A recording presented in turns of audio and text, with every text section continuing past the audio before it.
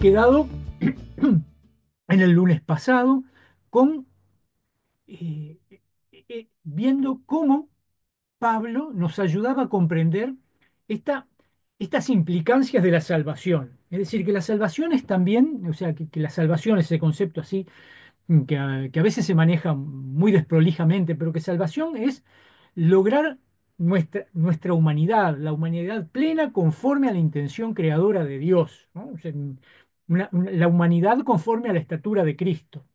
Y que eso lo podemos ver, que se hace concreto en que a través de que esta salvación que nos logra Cristo tiene que ver con hacernos libres del poder del pecado, hacernos libres del poder de la ley y del poder de la muerte.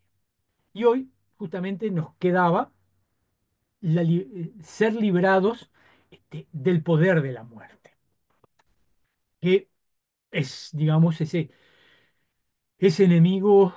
Pablo lo trabaja mucho esto en Romanos, la muerte como este enemigo del ser humano que también se enseñorea del ser humano, ¿no? Bueno, y la tradición bíblica, tanto del Antiguo como el Nuevo Testamento, que la retoma, vincula la muerte con el pecado, ¿no? De hecho, Pablo, en el capítulo 8, no, no, perdón, estoy diciendo cualquier disparate, eh, al final del capítulo, ¿cuál de los capítulos estos es? Por- Nos dice, ¿dónde? Ah, que la paga del pecado, bueno, no lo encuentro, la paga del pecado es la muerte, ¿no? Está en este marco de Romanos, ¿no? Eh, el concepto de muerte, y mismo en las escrituras, nos remite a muchas cosas, mm, no solamente a la muerte física, mm, eh, engloba todos los aspectos que son negación de la vida, ¿no? Desde la muerte física hasta la debilidad, la fraqueza, la falta de amistad, la falta de una calidad de vida, ¿no? Todas esas cosas las engloba la escritura en esto, la muerte. Entonces, este asunto de ser salvados de la muerte claramente no es un tema menor, ¿no? ¿Qué significa entonces ser salvados de la muerte? Que es eso lo que vamos a- a enfocar hoy.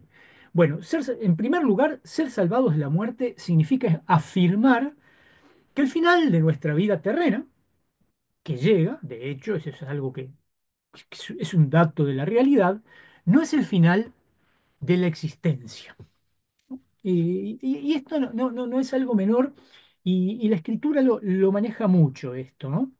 Porque el sentido, y esto ya lo habíamos visto, el sentido de la creación, de la humanidad, ¿no? Es vivir el amor de Dios, ¿no? Eh, y es vivirlo en forma definitiva, en forma plena, ¿no? No en una forma fragmentaria, ¿no?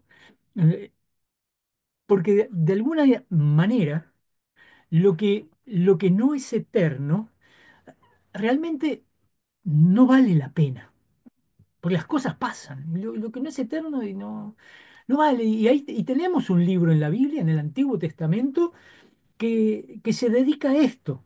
Es el Eclesiastés, ¿no? Que todo es vanidad, todas las cosas. Hay solo este, una cosa que queda, No, que, bueno, que es Dios, ¿no? Eh, Por lo tanto, aquello que vale la pena, lo que realmente vale la pena, por lo que inclusive vale la pena jugarse, tiene que ser algo que tenga algún componente de eternidad. No puede ser una cosa que perezca, que se deshaga en tiempo, ¿no? ¿Qué sentido tiene decirle a la persona amada, te querré por un par de meses? te querré por 2 meses y una semana. No, eso no tiene sentido, no es muy, este, no es ningún compromiso, es algo muy fragmentario. Lo que vale la pena tiene que tener algo eterno. Y como lo único definitivo es el amor de Dios, porque eso es lo que queda.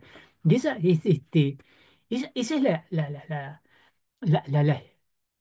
lo que muchas personas se han dado cuenta, sobre todo cuando en situaciones complicadas, donde hay grandes pérdidas, eh, han visto que lo único que queda es Dios, ¿no? Y yo siempre recuerdo, y creo que en alguna otra ocasión he mentado el ejemplo de Chiara Lubich, ¿no? La fundadora del movimiento de los focolares, ¿no? Que siendo una muchacha de ahí a punto de ingresar a cursar estudios universitarios, eh, en en el marco de la Segunda Guerra Mundial, ¿no? Y ella narra cómo, junto con sus compañeras, sus primeras compañeras, ¿no?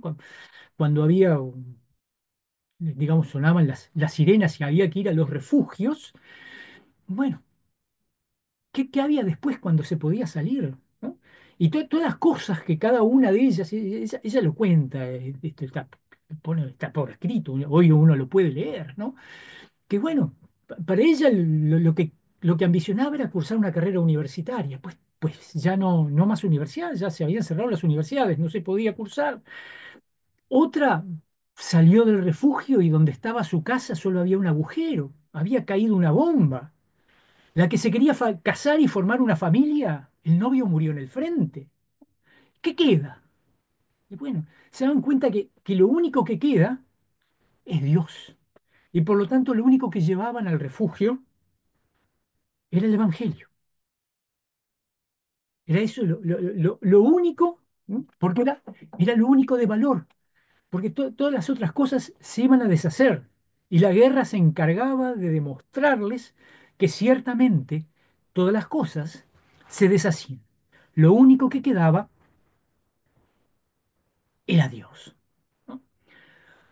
Así que bueno, y como ese es el sentido de la humanidad, vivir el amor de Dios y Dios permanece, entonces ya podemos ir avisorando que así como todas las cosas pasan, como dice el predicador en el Eclesiastés, eh, lo que permanece es Dios. Por lo tanto, la muerte no puede ser el final de la existencia, porque si no sería también el final del amor de Dios. Y eso ya sería una contradicción con la propia esencia de Dios, que no solamente es amor, también es eterno, ¿no? Eh,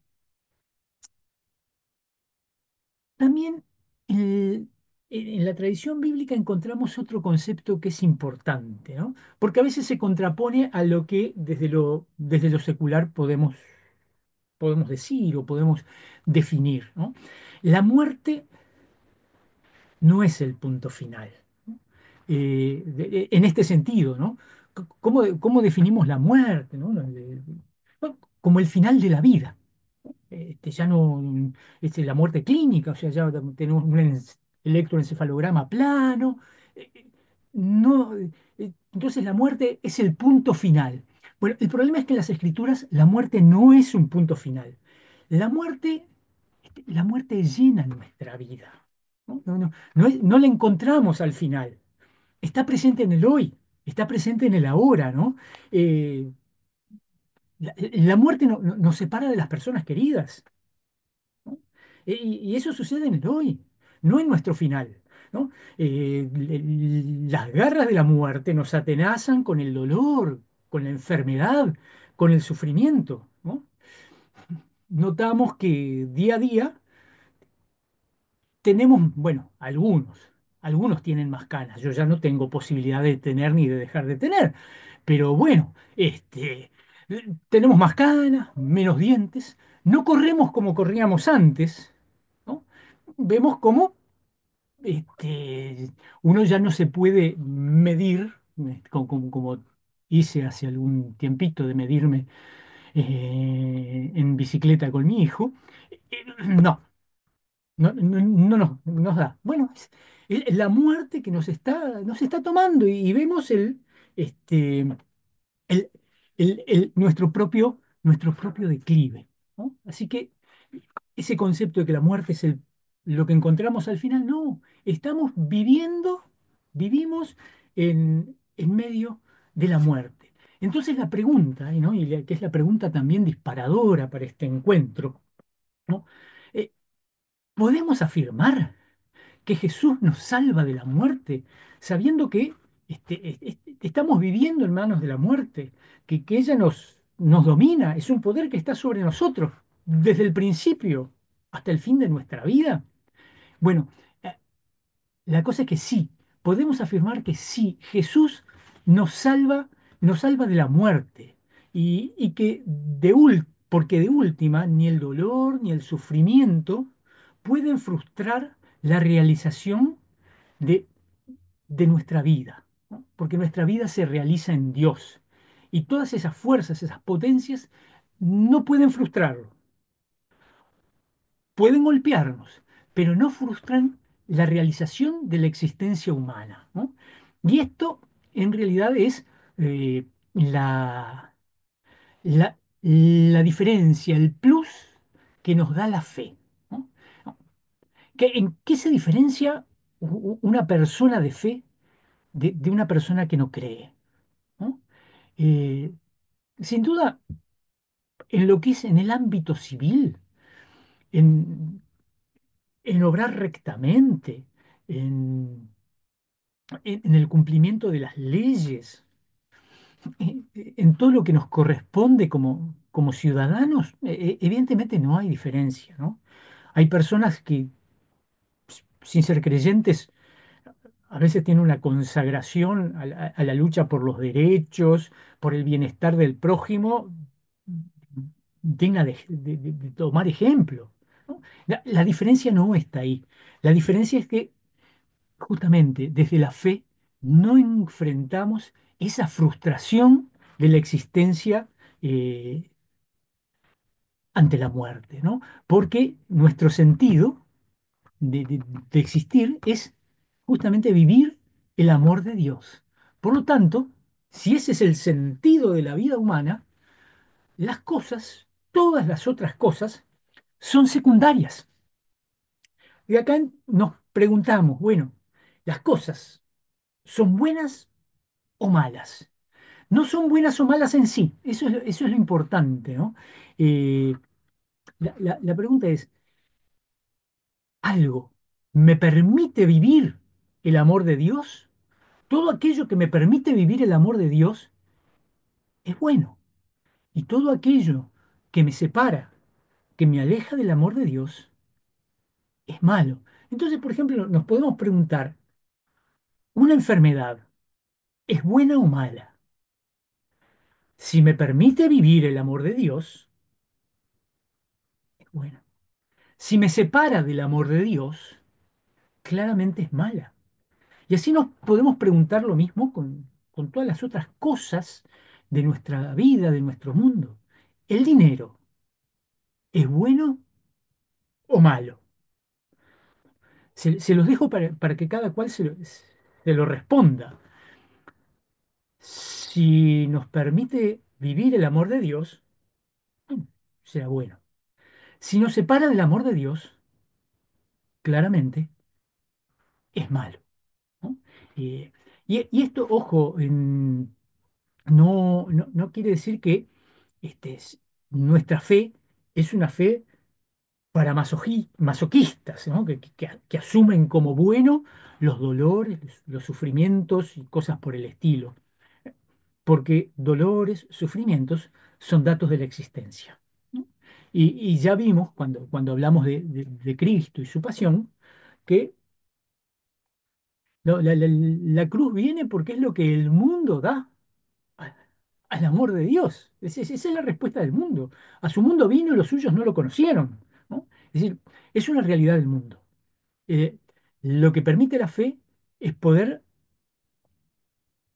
pasar más allá y no quedar frustrados en medio de esto que, bueno, ya me aplasta y me impide continuar el camino. como el objetivo es Dios, si puedo seguir caminando hacia Dios, pues entonces no hay problema. Por otra parte, bueno, esto como primer dato de que, bueno, el final, nuestro final terreno no es el final de la existencia.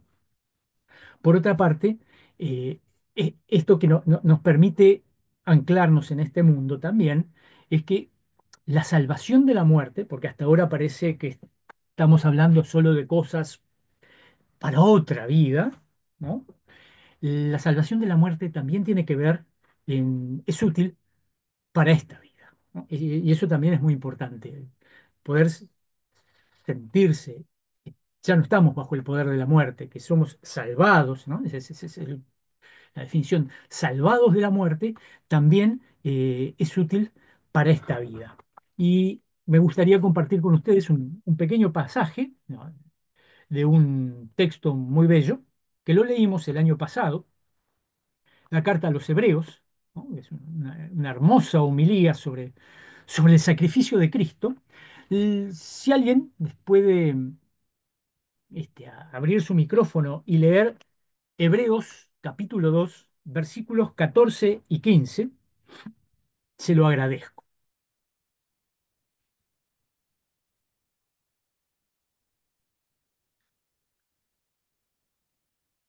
¿Qué capítulo es, pastor? Perdón, ¿Qué capítulo es? 2 Dos, versículos 14 y 15. 14 y 15. Bárbaro. Así como los hijos de una familia son de la misma carne y sangre, así también Jesús fue de carne y sangre humanas, para derrotar con su muerte al que tenía poder para matar, es decir, al diablo. De esta manera ha dado libertad a todos los que por miedo a la muerte viven como esclavos durante toda la vida. Muchas gracias. Es decir, eh, después Hebreos va a seguir desarrollando este concepto. Tiene, tiene argumentaciones muy buenas. Eh, no somos esclavos. El sacrificio de Cristo tiene como esta consecuencia. Ya no somos esclavos, ¿no? Porque en realidad la muerte es un gran chantaje, ¿no? La muerte chantajea, ¿no? No solamente en cosas muy pragmáticas, tipo, si no haces esto, te mato, ¿no? Es una forma de amenazar con la muerte, es una forma de chantajear. Se puede chantajear con la muerte, ¿no? Lo mismo, digamos, los miedos, ¿no? Si haces esto o no haces lo otro, depende si es negativo o positivo, vas a ir a la condenación eterna, ¿no? El chantaje de la muerte, ¿no? La muerte es un gran chantaje. El Señor nos libera, nos salva. No estamos sometidos a a este terrible chantaje, ¿no? Y, y somos libres, por lo tanto, para poder realizarnos como personas, que eso no es otra cosa que vencer el poder del pecado. Porque el pecado es lo que hace que no seamos personas plenas. Ahora sí, por los méritos de Cristo, somos libres para poder ser las personas que Dios quiere, eh, que Dios quiere que seamos, ¿no?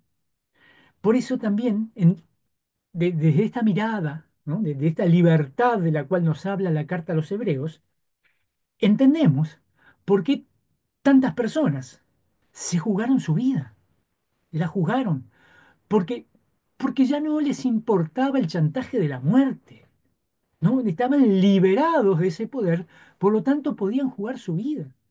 Ya en otras oportunidades mentamos varios mártires, ¿no? Y mártires contemporáneos, como Bonhoeffer, como Monseñor Romero, ¿no? Sí, este, el- una entrevista, un noticiero de la víspera del asesinato sacrílego, ¿no? Pues fue un asesinato sacrílego el de Monseñor Romero. El periodista, ¿no? Dijo, Monseñor Romero se está jugando la vida. Sí, ciertamente se la jugaba porque sabía que no estaba bajo el poder de la muerte. Y esa es la convicción de todos los que sufrieron martirio. Ya estaban convencidos que la muerte ya no tenía poder sobre ellos. Por lo tanto, podían jugársela, porque ya no estaban sometidos a este poder. Así que entonces tenemos, la muerte no es el final de la existencia, porque la existencia humana es para Dios, ese es el fin, y el amor de Dios es eterno, por lo tanto, viviendo en este amor, permanecemos, tiene permanencia, y por otro lado, estamos liberados hoy, ahora, en el acá y en el ahora, de este poder de la muerte. ¿No? No podemos ser chantajeados con, este, vas a morir. No, no, ya es un chantaje que no tiene, no tiene sentido. Y vamos a ver cómo esta nueva vida, que tiene que ver con el espíritu, ¿no? Y acá vamos a agregar este otro actor, el espíritu, cómo Pablo nos presenta esto, ¿m? Que es, digamos, el capítulo siguiente al cual dejamos el lunes pasado, que terminamos con el capítulo 7 en el cual ya Pablo nos decía que estamos libres, libres de la ley. ¿No? Así que vamos a hacerlo más rápido que lo que hicimos el lunes pasado. Vamos a ir mirando algún pedacito y solamente vamos a leer un párrafo largo. Le pediría que alguien busque el capítulo 8 y nos lea los versículos 1 y 2.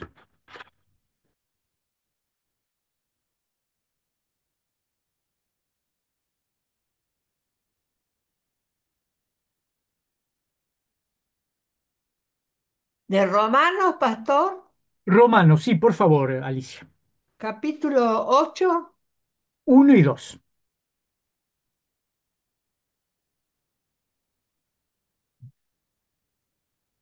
A ver si está bien.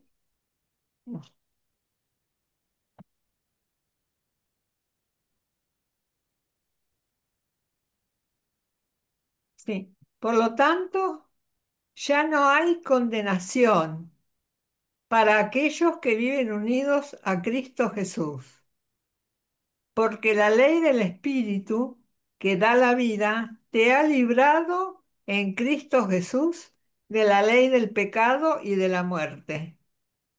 Muchas gracias. Bueno, acá ya más o menos en estos dos versículos, Pablo ya pone sobre la mesa la idea que va a desarrollar en este capítulo 8, porque por supuesto bien vale la pena leérselo todo, ¿no?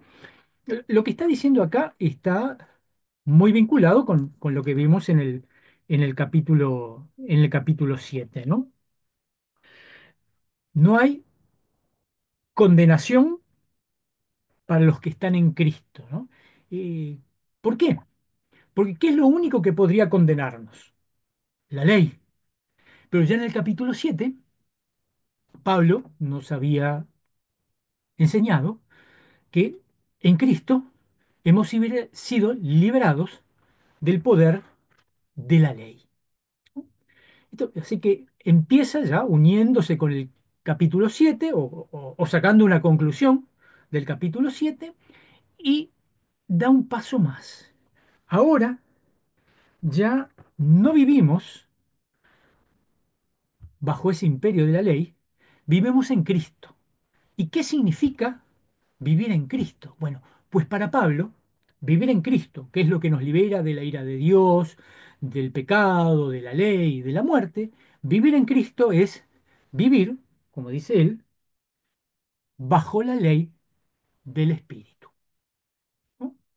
Y acá juega un poquito, este es un jueguito de palabras, porque habla de la ley y de la ley del Espíritu. No porque sea una nueva ley, porque justamente en Cristo la ley ya ha perdido todo poder, ya no hay ley para los que creen en Cristo, pero juega con esto.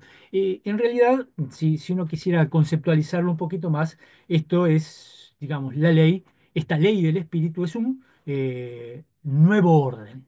Este nuevo orden de, que irrumpe en nuestro mundo por Cristo, bueno, es lo que él va a llamar la ley del espíritu. No porque sea una nueva ley. Esto tiene que quedarnos muy claro, porque a veces queremos hacer del Evangelio también una ley y eso es un error bastante complicado. Bueno, este nuevo orden, este nuevo orden del cual nos habla Pablo, que es la ley del Espíritu, bueno, eh, ¿qué cosas implica? Bueno, que quien cree en Cristo recibe el Espíritu de Dios y de Cristo, ¿no? El Espíritu vive en las personas que están en Cristo, ¿no? Y hay pasajes muy bonitos y hay algunos, si quieren buscarlos, por ejemplo, acá en este mismo capítulo, el versículo 9 del capítulo 8 expresa esto. Si alguien quiere irlo leyendo, prepárense a buscar un par de versiculitos así para ver cómo esto en el pensamiento paulino aparece una y otra vez, ¿no? El Espíritu que mora en los creyentes, en las creyentes. ¿Alguien quiere leer el versículo 9 del 8? Sí. Pero Adelante. ustedes no están animados por la carne, sino por el Espíritu, dado que el Espíritu de Dios habita en ustedes. No, el Espíritu de Dios habita en ustedes. Y se lee el 11 también, ya que está. Y si el Espíritu de aquel que resucitó a Jesús habita en ustedes, el que resucitó a Cristo Jesús también dará vida a sus cuerpos mortales por medio del mismo Espíritu que habita en ustedes. Perfecto. Si ¿alguien más quiere leernos, por ejemplo, de otra, digamos, de otras obras paulinas? Primera Corintios, capítulo 3 versículo 16.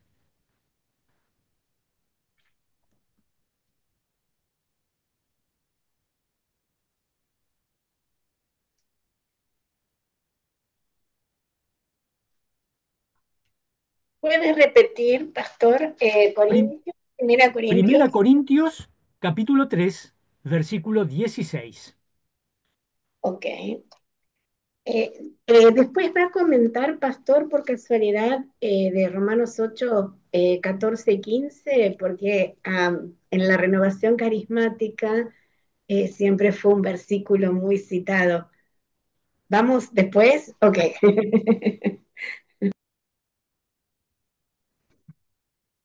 Adelante, si tiene Corintios, Primera Corintios. Sí, sí, Primera Corintios 3, perdón, Primera Corintios 3, 3, 16. Ok. ¿Acaso no sabéis que sois templo de Dios y que el Espíritu de Dios está en vosotros? Ven como Pablo en varias obras, y si quieren buscar algo de Gálatas, estamos hablando de los cuatro grandes, Romanos, la correspondencia corintia y Gálatas, las cuatro grandes obras paulinas, encontramos este concepto.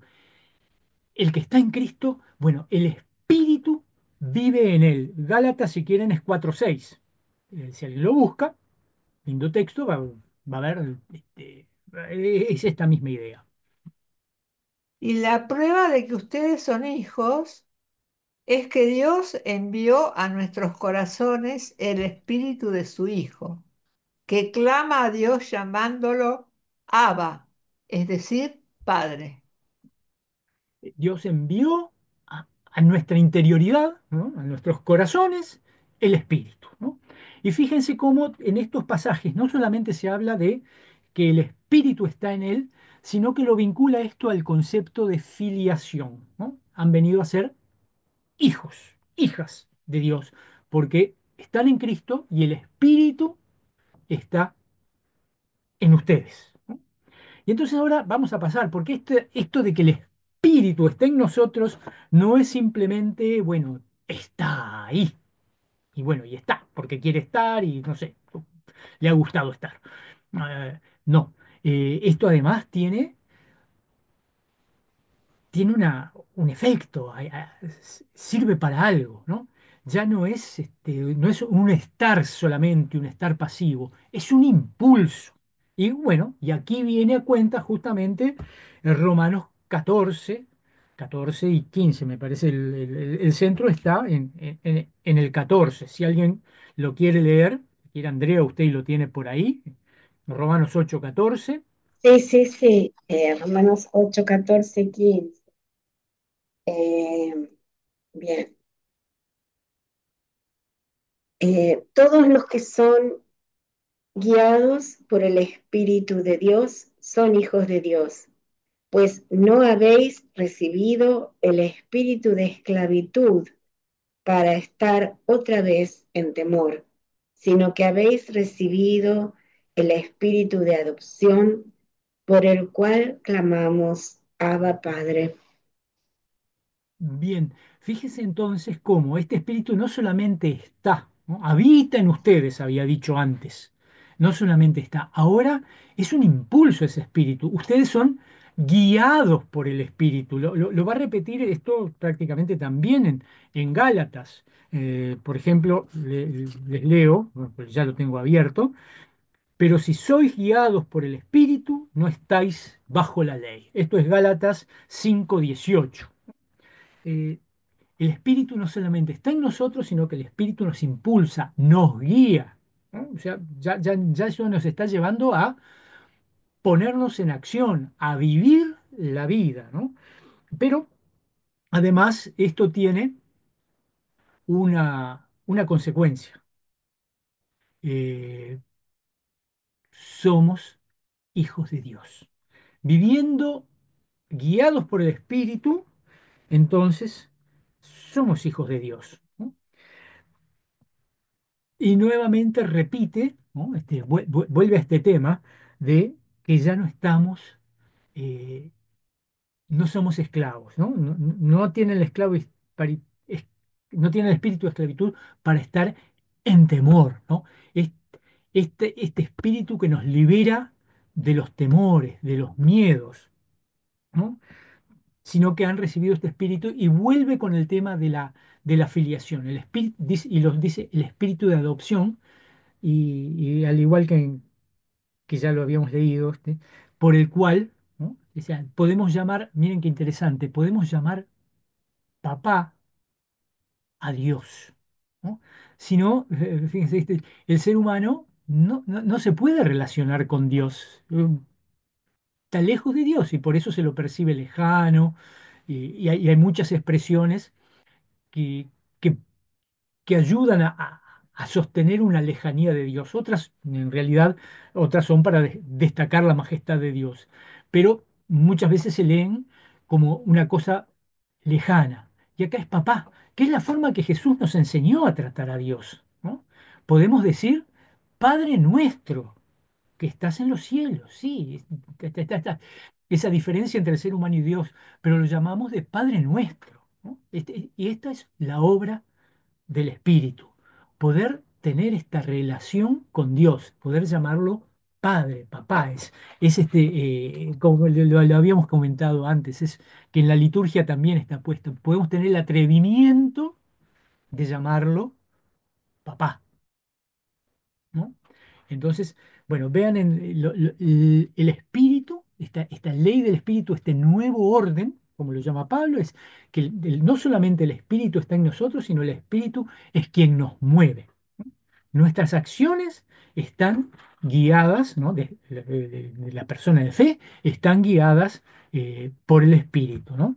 Y aquí aparece esta distinción tan paulina de la vida según la carne, ¿no?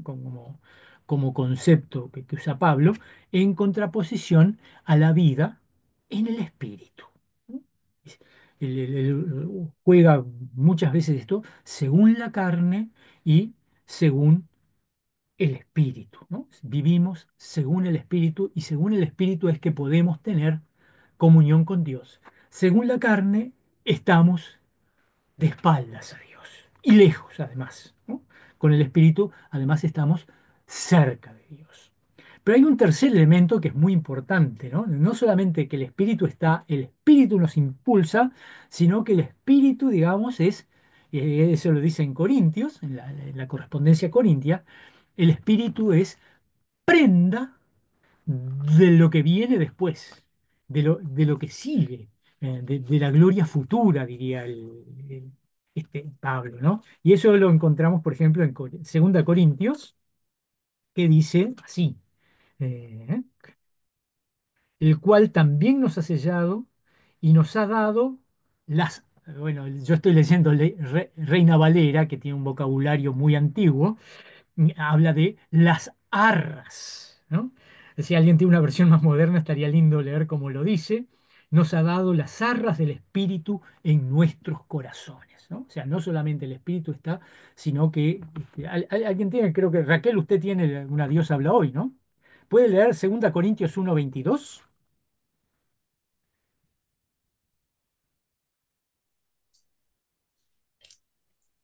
1:22. Sí. Nos ha marcado con su sello y ha puesto en nuestro corazón el Espíritu Santo como garantía de lo que vamos a recibir. Como garantía, bueno, sí. El vocabulario de Reina Valera es eh, un poquito viejito. Utiliza la palabra arras, la garantía de lo que viene. Así que el Espíritu no solamente está en nosotros, nos impulsa y además es la garantía, nos da la plena seguridad de que vivimos en Cristo ahora y mañana, ¿no? En el ahora y en el mañana, ¿no? O sea, estas cosas no son solo para el ahora, pero sí son para el ahora, que es importante, porque todos nosotros estamos aquí y ahora, ¿no? Aquí y ahora nos da este impulso, esta garantía y nos abre ese horizonte que la muerte nos había cerrado. Pero todavía hay más en este concepto, ¿no? Esta ley del espíritu es la ley de la propia vida, ¿no? Eh, el Señor lo dice en San Juan, ¿no? El capítulo 6, versículo 63 dice, el espíritu es el que da vida. La carne para nada aprovecha. Las palabras que yo os he hablado son espíritu y son vida, ¿no? El espíritu es la ley de la vida. La vida plena es, es en el espíritu. ¿M?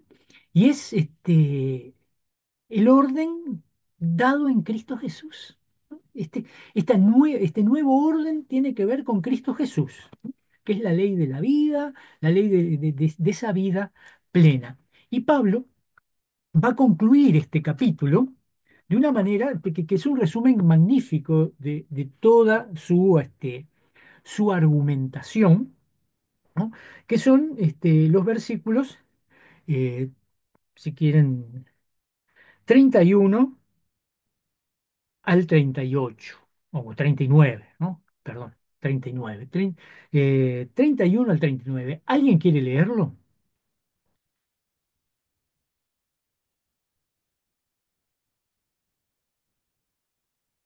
¿De qué Bueno, libro, yo leo. pastor? Romanos, No, no, no. Adelante, alguien que tome la posta. Bueno, yo. ¿Qué pues diremos a esto? Si Dios es por nosotros, ¿quién contra nosotros? El que no escatimó ni a su propio Hijo, sino que lo entregó por todos nosotros, ¿cómo no nos dará también con él todas las cosas? ¿Quién acusará a los escogidos de Dios? ¿Quién es el que Dios es el que justifica? ¿Quién es el que condenará? Cristo es el que murió, más aún el que también resucitó, el que además está a la diestra de Dios, el que también intercede por nosotros. ¿Quién nos separará del amor de Dios? Tribulación, angustia, persecución, hambre, desnudez, peligro o espada. Como está escrito, por causa de ti somos muertos todo el tiempo. Somos contados como ovejas de matadero. Antes, en todas estas cosas, somos más que vencedores por medio de aquel que nos amó. Por lo cual estoy seguro de que ni la muerte ni la vida, ni ángeles, ni principados, ni potestades, ni lo presente, ni lo porvenir, ni lo alto, ni lo profundo, ni ninguna otra cosa creada nos podrá separar del amor de Dios que es en Cristo Jesús, Señor nuestro. Muchísimas gracias. Es un magnífico cierre para toda su argumentación. Y lo comienza como tantas veces lo hace Pablo con una pregunta, ¿no? ¿Qué diremos ante esto? ¿Hemos de seguir pecando para que la gracia sobreabunde? ¿Se acuerdan que así comenzaba el capítulo 6? ¿No? No, acá, y bueno, ¿y qué, qué diremos a esto? Si Dios es por nosotros, ¿quién es contra nosotros? ¿Qué hay que pueda dañar nuestra vida? Y, pa- y entonces de ahí pasa a describir la obra salvífica de Dios, ¿no? El que no escatimó a su propio Hijo, sino que lo entregó por todos nosotros. ¿Cómo nos dará también en Él todas las cosas? En Él, ¿no? Fíjense que siempre, con Él todas las cosas. ¿Quién acusará a los escogidos de Dios? Hay, ya somos libres de la ley, no hay posibilidad de ser acusados, ¿no? Dios es el que justifica, ¿no? ¿Quién es el que condena? Cristo es el que murió, más aún el que también resucitó y además está a la diestra del Padre e intercede por nosotros, ¿no? Ahí cierra todo el tema de que, de la obra de Cristo. Y luego introduce esto, porque como dijimos, el fin de nuestra existencia es vivir el amor de Dios. Lo que plantea ahora Pablo en el 35 es, ¿quién nos separará del amor de Dios? ¿No? Es lo que hablamos del chantaje de la muerte. ¿Qué? Tribulación, angustia, persecución, hambre, desnudez, peligro, espada, ¿no? Luego hace una cita de un salmo, ¿no? Y termina concluyendo, antes en todas estas cosas somos más que vencedores por medio de aquel que nos amó, ¿no? Es decir, no hay chantaje para el ser humano, ¿no? Para el que está en Cristo no hay forma de chantajearlo. Puede ir más allá de todas estas cosas adversas como el mismo Pablo lo hizo, ¿no? Pablo también vivió todas estas cosas y siguió adelante. ¿Por qué? Porque él se sabía más que vencedor por ese Señor que lo había amado de tal manera, aunque él fue un perseguidor de la iglesia, ¿no? Por eso dice que estoy seguro de que ni la muerte empieza con eso, con ese gran enemigo del ser humano, y después describe una cantidad de cosas, nada nos puede separar del amor de Dios que es en Cristo Jesús, nuestro Señor. Por lo tanto, si nuestro fin es vivir el amor de Dios, nada y no hay nada, ni siquiera la muerte, que pueda separarnos del amor de Dios, entonces la muerte física no es el final de la existencia, porque el amor de Dios es eterno y nada nos puede separar de ese amor. Y esa es la argumentación paulina que quería compartir hoy con ustedes. Y ahora, para cerrar un poquito eh, eh, este caminar que hicimos, reflexionando sobre Cristo, ¿no? Que por supuesto fue en memoria de los 1700 años del Concilio de Nicea, eh, quisiera hiciéramos una muy rápida revisión de lo que, lo que vimos hasta ahora y los puntos importantes, ¿no? Comenzamos con la presentación histórica de Jesús, con ese Jesús de la historia. Eh, Luego nos dedicamos a pasión y resurrección y fuimos al centro de esto, de lo cual Es el centro de nuestra fe y que si eso lo golpeamos, si resentimos eso, la fe se va a desplomar. Que Jesús, el Hijo de Dios, es verdadero hombre, pero es verdadero Dios, ¿no? Y que Jesús nos revela, y esto, ¿se acuerdan de esto? Jesús nos revela al Padre, ¿no? Como, ¿se acuerdan de la pregunta de Felipe? Que, Jesús revela al Padre, pero también, y esto es lo importante, revela al ser humano. Jesús nos muestra, en Jesús podemos ver cómo es el ser humano conforme a la voluntad de Dios. Y también en Jesús podemos ver al Padre, ¿no?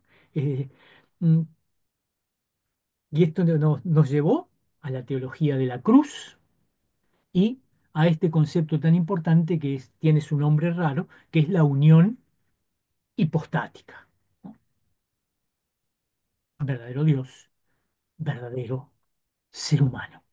Y por eso pudimos entrar al tema de la salvación. En Cristo somos salvados. En Cristo encontramos nuestra verdadera humanidad. Nuestra humanidad se hace plena en Cristo. Esa es la salvación. Y cuando golpeamos este centro de la fe, de confesar que Jesús es verdadero Dios y verdadero hombre, entramos en problemas. Porque todo lo demás, todo eso que hemos hablado sobre salvación, se desmorona. Pierde sentido si no confesamos a un Jesús que nos muestra el Padre y que nos muestra el ser humano, ¿no? Y a lo largo de, sobre todo los primeros siglos, y hasta nuestros días, siguen habiendo herejías cristológicas. Y es importante sostenerse en esta confesión de la fe, porque esta es la fe salvadora, ¿no? Y de repente yo hice una pequeña resumencito de las principales herejías cristológicas para compartir con ustedes, ¿no? Eh, que todavía existen por ahí, toman otros otros disfraces que las que tomaron en el siglo I, II y III. ¿No? Y que de repente por ahí oyen esos nombres, son nombres complicados, ¿no? No vale la pena recordarlos, ¿no? Salvo si les interesa, lo pueden buscar en internet, pero sí los conceptos, en qué lado atacan la cristología, ¿no? Quizás una de las más antiguas es el docetismo. El docetismo tiene un nombre raro, ¿no? Fue propuesta sobre todo por Marción, Valentín, ¿no? Lo ha combatido mucho San Ignacio de Antioquía desde el siglo I, ¿no? Y niega, el docetismo niega la humanidad de Jesús. Jesús no tiene humanidad, ¿no? Tiene solamente, hay una apariencia, es como un fantasma que uno está viendo, pero no es ser humano, es Dios nomás, ¿no? Por lo tanto, no hay humanidad en Jesús, ¿no? Eh, desde una forma, bueno, ¿no? Le saco la humanidad, ¿no? Es muy reverente por la divinidad, pero si le saco la humanidad, no me encuentro a mí mismo, no me revela, no me revela la verdadera humanidad. En el siglo II aparecen varias herejías cristológicas, ¿no? Una de ellas es el de los que por ahí lo mencionan, el Apocalipsis, los ebionitas, ¿no? El ebionismo, ¿no? Que Cristo no es engendrado por el Padre, sino que es un ser humano investido por el Espíritu Santo en el momento de su bautismo, ¿no?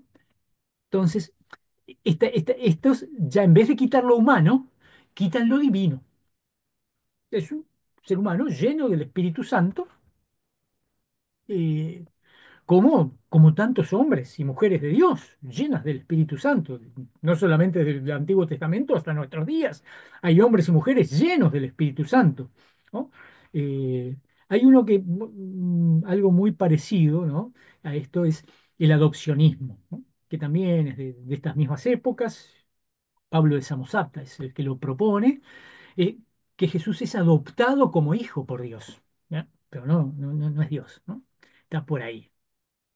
Y tenemos la gran herejía del siglo III, que es la que justamente ocupa el Concilio de Nicea, que es el arrianismo, en el cual se propone que Jesús es una criatura.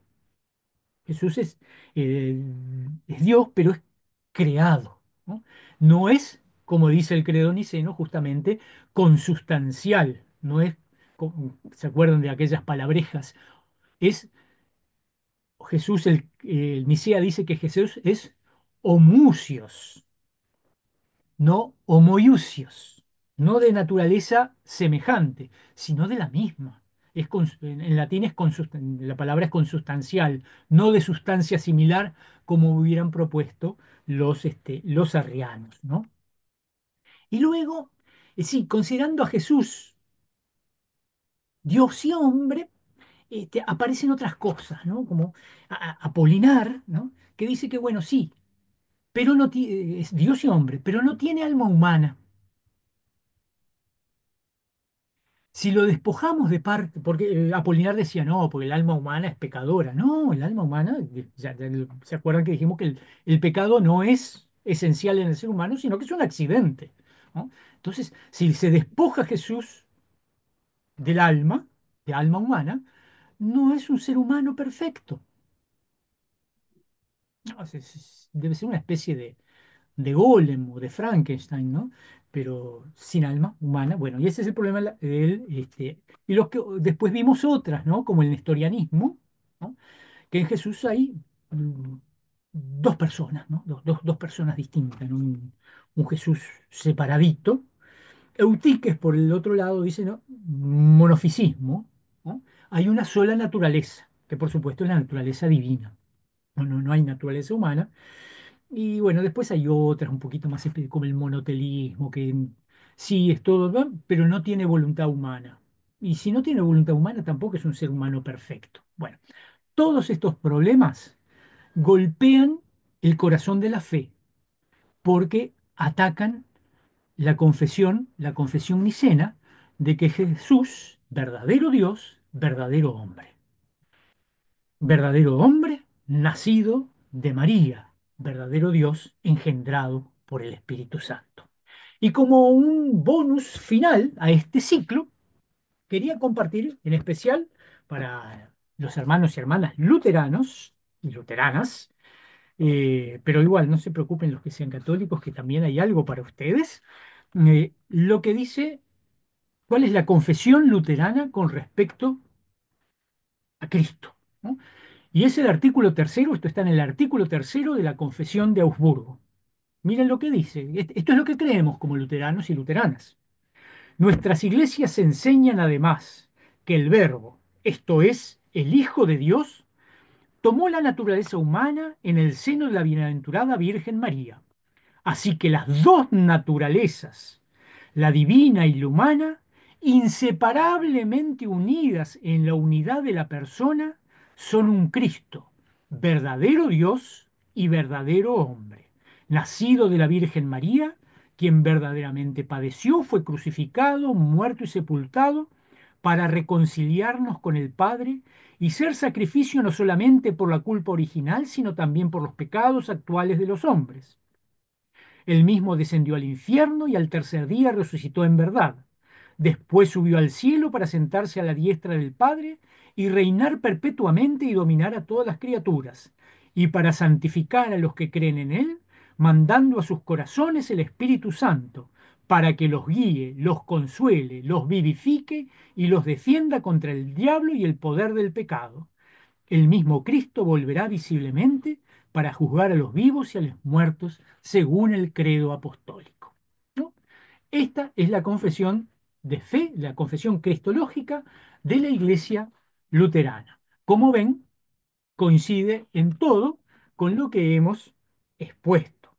Y bueno, también en atención a nuestras hermanas católicas, esta confesión de Augsburgo, que fue presentada en 1530 al emperador y a la dieta reunida en Worms, perdón, en Augsburgo, me quedé con Worms, en Augsburgo, eh, fue después este documento entregado a teólogos católicos para que hicieran un retruque, ¿no? Que eso que retrucaron los teólogos católicos, que lo hicieron artículo por artículo, se llama la confutación de la Confesión de Augsburgo. Les voy a leer lo que dice la confutación de la Confesión de Augsburgo. con respecto al tercer artículo. Dice así: en el tercer artículo no hemos encontrado nada digno de nota, pues concuerda completamente con el credo apostólico y con la verdadera regla de fe, a saber, que el Hijo de Dios se hizo hombre, asumió en unión personal la naturaleza humana, nació de la Virgen María, verdaderamente padeció, fue crucificado, muerto, descendió al infierno y al tercer día resucitó de entre los muertos, subió a los cielos y está sentado a la diestra de Dios, ¿no? Es decir que, sin duda, todos los teólogos de allá de 1530, todos reconocían que esto era la base indiscutible de la fe, ¿no? Una correcta cristología. Así que con esto eh, vamos a cerrar esta parte de- dedicada a la cristología, y ya que nos embarcamos en el tema cristológico, ¿no? Y esto está muy enrabado con otro tema, que tiene que ver también con nuestra fe, con el Dios que creemos. Y que justamente este domingo que pasó hemos celebrado la Santísima Trinidad. Así que vamos a ver ahora, a reflexionar, ¿no? Nuestro próximo encuentro vamos a reflexionar sobre la Trinidad. ¿Qué es creer en un Dios que es trinitario? Así que, dicho esto, me despido de ustedes deseándoles una muy, muy bendecida semana, y que, si Dios quiere, nos vamos a encontrar el lunes próximo a las 6 de la tarde, como siempre.